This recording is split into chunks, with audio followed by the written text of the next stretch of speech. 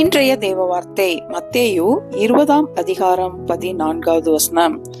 உன்னுடையதை நீ வாங்கி கொண்டு போ, உனக்கு கொடுத்தது போல பிந்தி வந்தவனாகிய இவனுக்கும் கொடுப்பது என்னுடைய இஷ்டம்.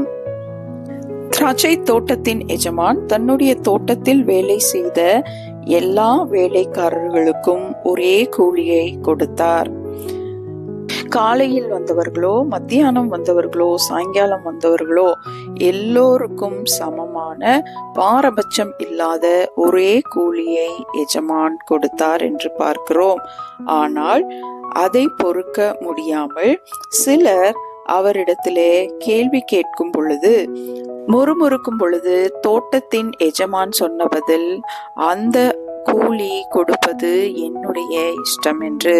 பிரியமானவர்களே, கிறிஸ்துவின் பணியில் நாம் எந்த ஊழியத்தை செய்தாலும் தேவன் பாரபட்சம் இல்லாமல் அந்த ஊழியத்தை அங்கீகரிக்கிறார். அதற்கு உண்டான பலனையும் அதற்கு உண்டான கிருபைகளையும் நமக்கு கொடுக்கிறார். ஆனால் இந்த ஊழியத்தை செய்கிற நாம் அதை பயத்தோடும் பக்தியோடும் அர்ப்பணிப்போடும் நாம் செய்கிறவர்களாக காணப்பட வேண்டும்.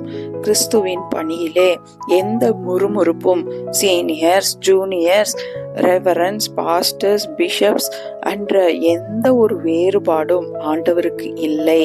ஆண்டவர் அவருடைய திராட்சை தோட்டத்திலே ஊழியாட்களாக, பணிவிடைக்காரர்களாக, ஊழியக்காரர்களாக இருக்கும் நமக்கு அவருடைய இஷ்டத்தின்படி நமக்கு பலனை கொடுக்கிறார்.